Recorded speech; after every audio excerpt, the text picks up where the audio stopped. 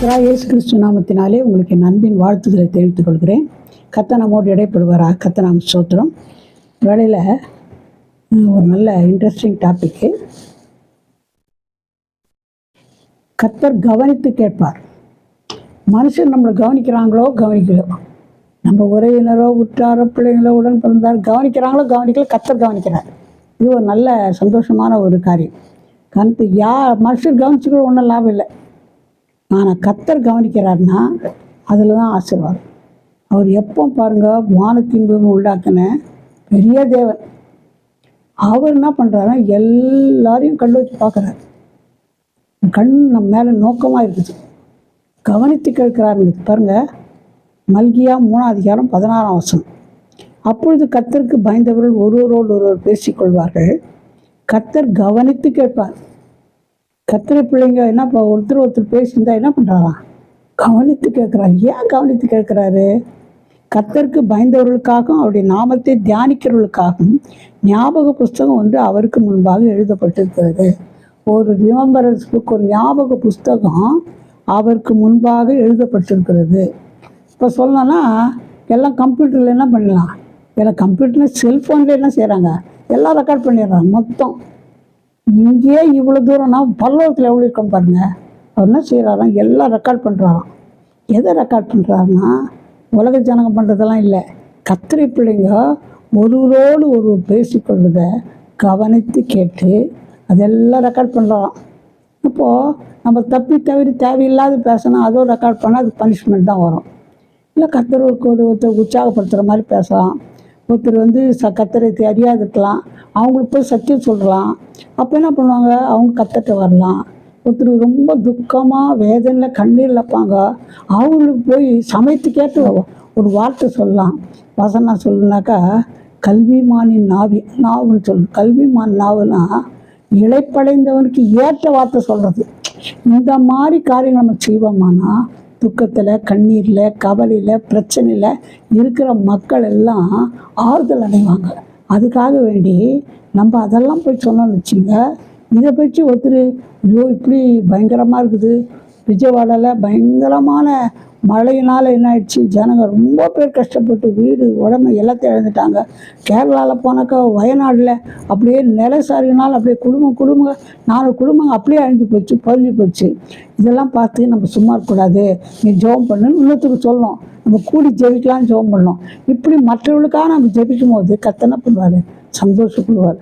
அதெல்லாம் ரெக்கார்ட் பண்ணி அதுக்கேற்ற பலனை கர்த்தர் கொடுப்பார் பாருங்க. அதனால் கவனித்து கேட்கிற ஆண்டவர் உங்கள் ஜெபத்தை என்ன பண்ணுறாரு, அவர் கவனமாக கேட்போம். நம்ம யாருக்கு ஜெபம் பண்ணுறோம், யாருக்கு ஆலோசனை கொடுக்குறோம், இதெல்லாம் கவனித்து கேட்குறாராம். பாருங்கள், 1 பேதுரு 3:12. கர்த்தருடைய கண்கள் நீதிமான்கள் மேல் நோக்கமாக இருக்கிறது, அப்படி செவிகள் அவர்கள் வேண்டுதலுக்கு கவனமாக இருக்கிறது. தீமை செய்கிறவர்களுக்கோ கர்த்தருடைய முகம் விரோதமாக இருக்கிறது. இப்போது கர்த்தருடைய கண்கள் இந்த யார் மேல் நோக்கமாக, நீதிமான்கள் மேல் நோக்கமாக இருக்கிறது. இப்போது நம்ம மேலே கர்த்தர் நோக்கமாக இருக்கிறாருன்னா அவருடைய செவிகள் அவருக்கு வேண்டுதல், அந்த இது வேணப்பா, எங்கள் பிள்ளைகளுக்கு இது வேணப்பா, இந்த தேவை இப்படி இருக்குதப்பா, அவங்களுக்கு இது நம்ம ஜெபிக்கிறோம்னு வச்சுக்கோங்க. இந்த ஜெபத்தை என்ன பண்ணுறாராம், அவர் வேண்டுதலுக்கு கவனமாக, அவர் செவிகள் கவனமாக இருக்கலாம். இப்போ நம்ம கேட்கணும் எவ்வளோ பெரிய எல்லாரும் கேட்டா இல்லை, நீதிமானும் வசனம் சொல்லுது. நீதிமான்னா யார்? எல்லாம் பாவம் செய்து தேவ மகிமை அற்றவர்களான எல்லாரும் பாவிகள் தான் வசனம் சொல்லுது. அப்போ நம்ம என்ன பண்ணணும், நம்ம குறைகளை குற்றங்களை மன்னிப்பு கேட்டு ரத்தத்தினால கழுவுங்க, என்னை பரிசுத்தப்படுத்துங்க, என்னை நீதிமானாக்குங்கன்னு கேட்டால் கர்த்தர் என்ன பண்ணுறோம், நம்மளை நீதிமானாக்குவார். அப்படி நீதிமானாக்கும்போது நம்ம பேசுறதையும் கேட்குறாராம். அது மட்டும் இல்லை, நம்ம மேலே ஒரு கண் நோக்கமாகவே இருக்குமா, நம்ம எங்கே போகிறோம் எங்கே வரோம், ஏதோ ஒரு ஆபத்து வருதுன்னா உடனே என்ன பண்ணுவார், அப்படியே பாதுகாப்பார்.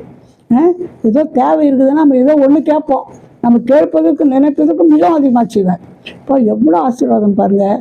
அதனால் எப்போனா நம்ம நீதிமானில் இருக்கும்போது அப்படி கண்கள் நோக்கமாக இருக்கும், அவள் செவிகள் நமக்கு என்ன பண்ணணும், வேண்டுதலுக்கு என்ன எப்படி இருக்குதான் கவனமாக இருக்கிறது. எவ்வளோ சுமான காரியம். கர்த்தரோட ஐக்கியம் ரொம்ப முக்கியம், நீதிமான வாழ்வு ரொம்ப முக்கியம். அதே நேரத்தில் நம்ம பேசுகிறது, நம்ம விண்ணப்பம் பண்ணுறது எல்லாத்துக்குமே கர்த்தனை செய்கிறார், பதில் கொடுக்குற வல்லவராக இருக்கிறாரு. 2 நாளாகவும் 6:40. இப்பொழுது என் தேவனே, இந்த ஆலயத்திலே செய்யப்படும் விண்ணப்பத்திற்கு உம்முடைய கண்கள் திறந்தவைகளும் உம்முடைய செவிகள் கவனிக்கிறவளுமாயிருப்பதாக. பெரிய அழகான ஒரு தேவாலயம் சாலமோன் கட்டினார். சாலமோன் ராஜா அவர் கட்டி முடிச்சதும் அதை பிரதிஷ்டைக்கு என்ன பண்ணார்னா அருமையாக ஜபம் ஏறெடுத்தார். ஆண்டவரே நீ இதை ஆசீர்வதிக்கணும் சொல்லிட்டு ஏதோ காரியம் சொல்லி ஜெபம் பண்ணார். நீ யார் யார் ஜெபம் பண்ணுறாங்களோ யுத்தத்து பாருங்க ஜெபம் பண்ணலாம், உங்களுக்கு ஜெயம் கிடைக்கணும், என்ன தேவைன்னு ஜெபம் பண்ண கிடைக்கணும். ஆனால் அப்படி ஒன்று இந்த பக்கம் ஆலயத்துக்கு பக்கம் திரும்பி ஜெபம் பண்ணாலே அது பதில் கொடுங்கலாம் ஜெபம் பண்ணார். முக்கியமாக என்ன சொல்கிறாருன்னா, இந்த ஆலயத்தில் செய்யப்படும் விண்ணப்பத்திற்கு உங்களுடைய கண்கள் திறந்தவைகளும் உங்களுடைய செவிகள் கவனிக்கிறவளுமாக இருப்பதாக. இந்த ஆலயத்தில் யார் ஜெபம் பண்ணாலும் நீங்கள் என்ன பண்ணுன்னா நீங்கள் கேட்கணும், உங்களுடைய கண்கள் திறந்தவைகள் இருக்கணும், உங்களுடைய செவிகள் கவனிக்கிறவளுமாக இருப்பதாகன்னு கேட்டுக்கினார். அதனால்தான் தானியேல் என்ற கத்தரி பிள்ளை அவர் அடிமையாக பிடிச்சினார். ரொம்ப நல்ல கத்தரி பிள்ளை. அடிமையாக பிடிச்சின்னு வந்து பாபிலோனில் வச்சிட்டாங்க. இவர் என்ன பண்ணுறதான் பாபிலோன் இருந்தாலும் இந்த அடிமையாக தான் இருக்கிறாரு. டெய்லி மேலே மெத்த மேலே போய் ஜன்னலை திறந்துட்டு 3 வேளையும் என்ன பண்ணுவாராம், நல்லா முட்டி போட்டு என்ன பண்ணுவாராம், ஜோம் பண்ணுவார். எப்படி ஜோம் பண்ணுவார்னா நல்ல ஸ்தோத்திரம் பண்ணி ஜோம் பண்ணுவாராம் எல்லா காரியத்துக்காகவும். எப்படி ஜெபம் பண்ணுவார்னா, இந்த எருசலேம் தேவாலயத்துக்கு பக்கமாக திரும்பி அந்த பக்கம் முட்டி போட்டு ஜெபம் பண்ணும். ஏன்னா அவர் ஜெபம் பண்ணார்ல சாலமோன் ராஜா, அது கத்தர் கேட்டார் இல்லையா, இப்போ நான் ஜெபம் பண்ணுறது கத்தர் பதில் கொடுக்கணும்னா இப்படி பண்ணுவேன்னு பண்ணாராம். கத்தர் அப்படி தான் அவர் ஜெபத்துக்கெல்லாம் பதில் கொடுத்தாரு. இவனை கண்டுபிடிச்சி எப்படியா பொறாமைனால சிங்கக்கேப்பில் போடணும்னு போட்டால் கூட இவர் பயப்படவே இல்லை. தொடர்ந்து சிங்கக்கேப்பில் போட்டுருவாங்க, ஜபிக்கக்கூடாதுன்னு சொல்லிக்கிறாங்கன்னா தொடர்ந்து 3 வேளையும் ஜெபம் பண்ணார். கத்தர் உண்மையாகவே அவர் ஜபத்துக்கு பதில் கொடுத்தாரு. உண்மையாகவே ஜபத்துக்கு பதில் கொடுத்தார். எப்படி கொடுத்தாருன்னா, குடும்ப சிங்கக்கேப்பில் போட்டாங்க. அந்த சிங்கக்கேப்பில் எங்கன்னா ஒரு எத்தனையோ நாள் பட்டினியாக போடுவாங்க சிங்கத்தை. அந்த பட்டினியாக பசியாக அப்படியே சுற்றி நிற்கும் போது யாருன்னா ஒரு மனுஷன் அதை தூக்கி போட்டாக்கா ஒரு எலும்பில்லாத பிடிச்சிடும். ஆனால் இந்த இவர் 3 வேளையும் ஜெபம் பண்ணார். எருசலேம் தேவாலயத்தை பார்த்து அவர் 3 வேளையும் தொடர்ந்து பயப்படாத ஜெபம் பண்ணதுனால கர்த்தர் என்ன பண்ணான்னு சொன்னால், அந்த சிங்கம் வாயெல்லாம் ஒரு தூதனை வச்செல்லாம் கட்டார், வாய்ங்கெல்லாம் கட்டார், சிங்க வாய்ங்கெல்லாம் கட்டிட்டாரு. அது ஒரே ஒரு ஆபத்தும் ஒன்றும் நடக்கலை. அதனால் நம்ம ஜெபிக்கிற ஜபத்துக்கு எப்படி இருக்கிறார், அவர் கவனமாக செவி சாய்க்கிறாரு. கர்த்தர் நாம ஸ்தோத்திரம். அடுத்தது உங்கள் வழக்குகளை எல்லாம் கவனிப்பார். ஜபத்தை தான் கேட்குறாருல்ல, உங்கள் வழக்கு என்ன இருந்தாலும் கர்த்தர் கேட்குறாரு. பாருங்கள், எரேமியா 18ஆம் அதிகாரம் 19ஆம் வசனம். எரேமியா 18:19. கர்த்தாவே, நீர் என்னை கவனித்து என்னோட வழக்காடுகளின் சத்தத்தை கேட்கணும். பாருங்கள், நம்மக்கிட்ட சும்மா சண்டை போடுற ஆளுங்க இருப்பாங்க. சும்மா வந்து வழக்காடுவாங்க. நம்ம ஒன்றுமே செய்திருக்க மாட்டோம். ஒன்றும் செய்யலைனாலும் நம்ம மீது வழக்காடுற ஆளுங்க இருப்பாங்க. ஆனால் என்ன சொல்கிறாரு, கர்த்தாவே என்னை கவனித்து என்னோட வழக்காடுகளின் சத்தத்தை கேளுங்க. நீங்கள் நம்மக்கிட்ட சும்மா வந்து வழக்காடி இருந்தா கர்த்தர் பார்த்து சும்மா இருப்பாரா? ஒரு காலம் சும்மா இருக்கவே மாட்டார். பாருங்கள், அவர் கண்டிப்பாக என்ன செய்வார்னா, நம்ம சத்தத்தை வழக்காடுற சத்தத்தை கண்டிப்பாக கேட்பார். நமக்காக அவர் வழக்காடு. கர்த்தர் உங்களுக்காக வழக்காடுவார், உங்களுக்காக யுத்தம் செய்வார். நீங்கள் என்ன செய்வா, சும்மா இருப்பீங்கன்னு வசனம் வந்து சொல்லுது. அப்போ நம்ம என்ன செய்யணும்னு சொன்னால், கர்த்தர் நம்ம வழக்குகளெல்லாம் அவர்கிட்ட சொல்லிடணும். இன்னொரு வசனம் பாருங்கள், ஏசாயா 1:18. வழக்காடுவோம் வாருங்கள் என்று கர்த்தர் சொல்லுகிறார்.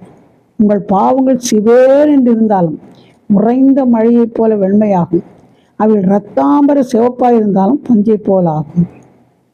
அதாவது கர்த்தர் நம்மக்கிட்ட வழக்காடும் வாங்கன்றார். எதுக்காக சொல்கிறாருன்னா, பாவம் சிவேர் இருந்தாலும் சரி, ரத்தாம்பரம் போல் சிவப்பாக இருந்தாலும் சரி, என்கிட்ட வந்தீங்கன்னா நான் என்ன உறைந்த மழையை போல் வெண்மையாக்கிடுவேன் கர்த்தர் சொல்கிறார்.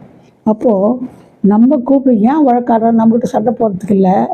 எல்லாரும் பாவம் செய்து தேவ மகிமையற்றோட வசனம் சொல்லுது. இப்போ பாவம் செய்கிறவங்களுக்கு கர்த்தர் ஒரு நாள் வரப்போகிறார். இது நிச்சயம். சீக்கிரம், இதோ நான் சீக்கிரமாய் வருகிறேன், அவனுக்கு நான் அளிக்கும் பலன் என்னோடு கூட வருகிறதுன்னு வெளிப்படுத்து 22ஆம் அதிகாரத்தில் சொல்லப்பட்டிருக்குது. அப்போது அவர் சீக்கிரம் வரப்போகிறாரு. வரும்போது என்ன பண்ணுவார்னா நியாயம் தீர்ப்பார். ஆனால் நியாய தீர்ப்பு எல்லாரும் யார் யார் பாவம் அவங்களால நரகத்தில் போட்டு யார் யார் ரட்சிக்கப்பட்டுக்கிறோம் அவங்கள பரலோகத்துக்கு அனுப்ப செய்வார். ஆனால் ஒருவராவது நஷ்டப்பட்டு நரகத்துக்கு போகக்கூடாது. இதுதான் அவர் தேவ சித்தம். அதனால தான் சொல்கிறாரு, கூப்பிட்றோம் வாங்க, வழக்காடும் வாங்க, அது எப்பேற்ற பாவமாக தான் கவலைப்படாதீங்க, ரத்தாம்பரம் போல சிவப்பாக இருந்தாலும் பனியை போல் உறைந்த பனியை போல் வெண்மையாக்குன்னு சொன்னார். இப்போ நம்ம செய்ய வேண்டியது ஒரு காரியம், நம்ம நஷ்டப்பட்டு கர்த்தருடைய நியாய தீர்ப்பு நாளில் நரகத்துக்கு போகக்கூடாது. இந்த பாவத்தை மன்னிக்கிறதுக்காக தான் இயேசு சிலுவையில் சிந்தினார் ரத்தத்தை. பரலோகத்திலேருந்து பூலோகத்துக்கு வந்து ஒரு கன்னி மரியாதை இடத்துல பிறந்து அவர் என்ன பண்ணார், 33 வருஷம் வாழ்ந்து என்ன செய்தார்னா, நமக்காக நம்முடைய பாவங்களை மன்னிப்பதற்காக நமக்காக ரத்தம் சிந்தினார். அவர் சிந்தின ரத்தத்தினாலே நமக்கு பாவம் மன்னிக்கு இன்றும் உண்டு. ஐயோ இப்பேற்று பாவம் செய்தவங்க மன்னிப்பாரான்னு மன்னிப்பார். ஒரு ஆட்டோ சங்கர் இருந்தார், நீ கேள்விப்பட்டீங்கன்னு தெரில. அவர் பயங்கரமாக கொலை பண்ணிக்கிறார். அவங்க வீட்டுக்கிட்ட போனால் எலும்பு கூடுங்க ஃபுல்லாக இருக்குமா. அந்த மாதிரி கொலை பண்ணி வேசித அபச்சாரம் பயங்கரமான பாவம் செய்தார். ஒரு நாள் கண்டுபிடிச்சாங்க, போலீஸில் ஜெயிலில் போட்டாங்க. போட்ட பிறகு யாரோ இயேசுவை பற்றி இந்த மாதிரி வசனம் சொன்னாங்க, பாவம் எப்படி இருந்தாலும் கத்த இயேசுக்கு இந்த மன்னிப்பாருங்க. அவர் உங்களை கேட்டோம், அப்படியா, ஏன் பாவத்தை கூட மன்னிப்பாரா, இவ்வளோ பயங்கரமாக பாவம் ஏன் பாவத்தை மன்னிப்பாருன்னு கேட்டாராமா. உங்கள் பாவத்தை கூட அவர் மன்னிப்பாருன்னு சொன்ன உடனே என்ன செய்யணும்னா, உங்கள் பாவத்தெல்லாம் அறிக்கையிட்டு மன்னிப்பு ரத்தத்தினால கழுவி கேளுங்கன்னா அப்படியே செய்தார். நம்ம செய்த போது அவர் உள்ளத்தினால ஒரு பெரிய சமாதானம் வந்துடுச்சு. பாவம் மன்னிக்கப்பட்டு நிச்சயம் வந்துடுச்சு, சமாதானம் சந்தோஷம் வந்துடுச்சு.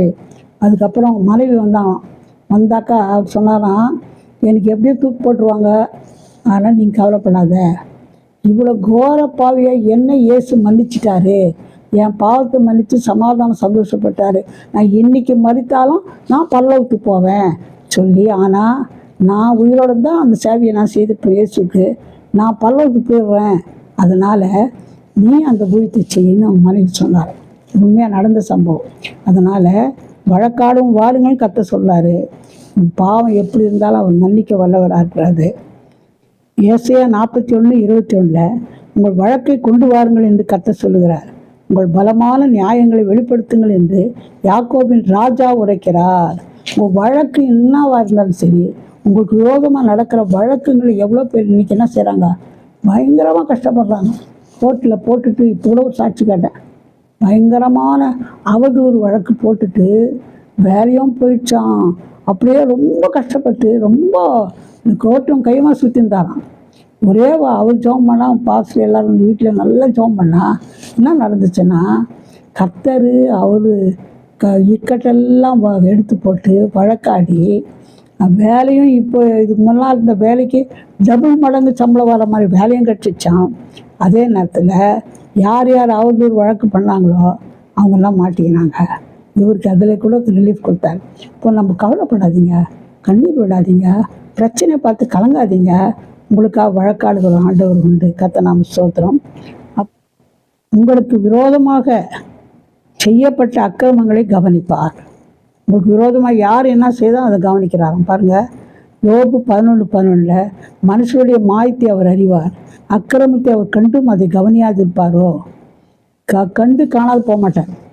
உனக்கு விரோதமாக வழக்காடுறாங்களா, விரோதமாக செயல்படுறாங்களா, அதெல்லாத்தையும் கவனித்து கண்டிப்பாக பதில் கொடுப்பார். கவலைப்படாதீங்க, இயேசுக்கிட்ட வாங்க. அங்கே போகிறது, இங்கே போகிறது, இந்த கோர்ட்டுக்கு போகிறது, அந்த வக்கீலை பார்க்குறது, இதெல்லாம் பட்டு தான் உனக்கு பலன் கிடைக்காது. இயேசுக்கிட்ட வாங்க, கர்த்தர் எல்லாவற்றையும் சரி பண்ணுவார். ரோமர் 8:2 சண்டைக்காரராயிருந்து சத்தியத்துக்கு கீழ்ப்படியாமல் அநியாயத்திற்கு கீழ்ப்படுகிறவர்களுக்கோ உக்கிர கோபம் தான் வரும். அநியாயத்துக்கு கீழ்ப்படியக்கூடாது. அது மட்டும் இல்லை, வெளிப்படுத்தும் சேஷம் 22:11 அநியாயம் செய்வன் இன்னும் அநியாயம் செய்யட்டும், அசுத்தமாக இருக்கிறவன் இன்னும் அசுத்தமாக இருக்கட்டும், நீதி உள்ளவன் இன்னும் நீதி செய்யட்டும், பரிசுத்தம் உள்ளவன் இன்னும் பரிசுத்தமாகட்டும். வெளிப்படுத்தும் சேஷனில் 11 அப்படி சொல்கிறாரு. 12 இதோ சீக்கிரமாக வருகிறேன், அவனுடைய கிரிகள் படி அவனவனுக்கு நான் அளிக்கும் பலன் என்னோட கூட வருகிறது. ஆனால் என்ன அர்த்தம்னா, சீக்கிரத்தில் இயேசு வரப்போகிறார். அவர் வர்றதுக்கு மேலே என்னென்ன நடக்குது அடையாளம்லாம் வந்து நடந்ததுக்கு. இப்போ நிறைய பாலியல் பலாத்காரங்க, நிறைய பயங்கரமான காரியம் நடக்குதுன்னா என்ன காரணம்னா, இயேசு சீக்கிரம் வரப்போகிறார். அவர் வர்றதுக்கு முன்னால் இந்த மாதிரி காரியங்கள்லாம் நடக்கும்னு கர்த்தர் சொல்லிக்கிறார். அதனால் அவர் வரும்போது அவருடைய வருகையில் நம்ம காணப்படணும்னா கர்த்தர் என்ன பண்ண, நம்ம கர்த்தருக்கு பயந்து ஜீவிக்கணும்னு கர்த்தரே விரும்புகிறாரு. நீதி செய்கிறோம், நீதி செய்யட்டும். அநியாயம் செய்கிறோம், அநியாயம் அசுத்தமாக இருக்கு, இன்னும் அசுத்தமாக இருக்கட்டும். நீதி உள்ள இன்னும் நீதி செய்யட்டும். பரிசுத்தம் உள்ள இன்னும் பரிசுத்தமாகட்டும். நீ பரிசுத்தமாக இருந்தால் அதுக்கேற்ற பலனும் பரலோகத்தில் கிடைக்கும். நீ அசுத்தமாக இருந்துனாக்கா அதுக்கேற்ற பலன் தண்டனை நரகம் கிடைக்கும். ஆனால் ஒருத்தராவது நரகத்துக்கு போகணும்னு கர்த்தர் விரும்பலை. உன் பாவத்தை இயேசுக்கிட்ட அறிக்கிட்டா பாவத்தை மன்னித்து அவர் வருகிற காணப்பட கர்த்தர் செய்வார், நம்மளை ஆயத்தப்படுத்துவார். அது மட்டும் இல்லை, பயமுறுத்துறவர் கூட அவர் கவனிக்கிறான். நம்மளை யாருன்னா பயமுறுத்துறாங்கன்னா பயப்படாத. கர்த்தர் வசனத்துக்கு எல்லாம் வசனத்தில் நமக்கு ஆதாரம் இருக்குது. பாருங்கள், அப்போஸ்தலர் 4:29, அப்பொழுது கர்த்தாவே அவர்கள் பயமுறுத்தலை தேவரீர் கவனித்து. இந்த மாதிரி பார், இயேசு பற்றி பிரசங்கம் பண்ணிங்கன்னா சும்மா விட மாட்டேங்க, ஏன் பேசவே கூடாதுன்னு சொல்லிட்டாங்க. அப்போது அவங்க இது சொல்கிறாங்க, நீ கவனித்து பாருங்கள் எப்படி பயமுறுத்துறான்னு சொல்லிட்டு இவங்க ஒரு ஜெபம் பண்ணுறாங்க. ஜன விசுவாசிகள் என்னன்னா, உங்களுடைய பரிசுத்த பிள்ளையாகி இயேசுவின் நாமத்தினாலே அடையாளங்களும் அற்புதங்களும் நடக்கும்படி செய்து, இப்படி சொல்லக்கூடாதுன்றாங்களே, நீங்கள் அற்புதம் அடையாளம் செய்யுங்க.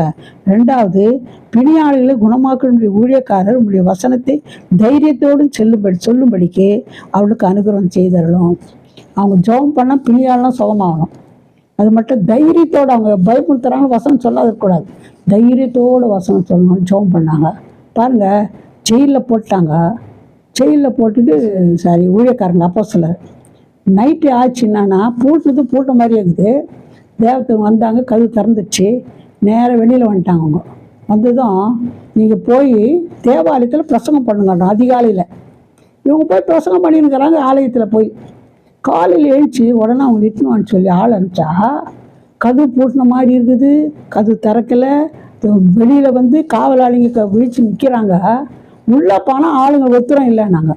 இன்னொரு ஆள் ஓடியாங்க என்ன சொல்கிறா, ஐயோ அந்த ஆளுங்க பிரசங்கம் பண்ணிடுறாங்க தேவாலயத்தில். நான் பாருங்கள் எவ்வளோ அற்புதம். அதனால் இந்த பயமுறுத்துறதுக்காக நீ பயப்படாது, கர்த்தருக்காக ஏதாவது செய்யணும். கர்த்தர் உங்களை பாதுகாப்பாக. கர்த்தர் நாம் ஸ்தோத்திரம். இவர் கவனித்து கேட்கிற ஆண்டவர். அதனால் நமக்கு ஒரு குறைவும் இல்லை, நம்ம ஜெபிக்கலாம். என்னுடைய நேசிதான பரம்பிதாவே, நல்ல வேலைக்காக நன்றி துடிக்கிறையா. எங்களை கவனித்து கேட்கிற தேவன், அதற்காக ஸ்தோத்திரிக்கிறையா. எங்களை மனுஷர் பார்க்குறாங்களோ பார்க்கலையோ, கவனிக்கிறாங்களோ கவனிக்கலோ, விசாரிக்கலோ, நீங்கள் எங்களை விசாரிக்கிற தேவன். நீங்கள் கவனித்து கேட்குறீங்கப்பா. அண்ட் எங்கள் ஜபத்துக்கு பதில் கொடுக்குறீங்கப்பா. கவனித்து கேட்குறீங்க, நாங்கள் பேசுறதை கவனித்து கேட்குறீங்கப்பா. அதற்காக நன்றி எடுத்ததுக்கு எங்களுடைய வழக்குகளை நீங்கள் பொறுப்பேற்று நடத்துகிறீங்கப்பா. எங்களுக்காக வழக்காடுகிறீங்கப்பா. அது மட்டும் இல்லை, பாவம் சிவேறுன்னு இருந்தாலும் பஞ்ச போல உண்மையாக்க மாற்றுவேன்னு சொல்லிக்கிறீங்கப்பா. முழுராவது நஷ்டப்பட்டு நரகத்து போதும் பிரியம் இல்லைப்பா. இந்த வேலையில் இவ்வளோ பாவம் செய்துருந்தேன், என் பாவத்தை மன்னிங்க. யார் உங்களுக்கு கேட்குறாங்களோ அவளை பாவத்தை தயவாய் மன்னித்து பரிசுத்தப்படுத்தி இந்த பிள்ளைகளாய் மாற்றுங்கப்பா. அற்புதம் செய்யுங்க, பெரிய காரியம் செய்யுங்கப்பா. பொறுப்புள்ள கரத்துக்குள்ளே நாங்கள் தாழ்த்துறோம். தேவை எல்லாவற்றையும் அற்புதமாக சந்திங்க. நாமத்தை மேம்படுத்தி கொள்ளுங்க, பெரிய காரியம் செய்யும். பொறுப்புள்ள கரத்துக்குள்ளே நாங்கள் தாழ்த்துறோம். இயேசுவின் நாமத்தில் ஜெபம் கேளும் பிதாவே, ஆமென்.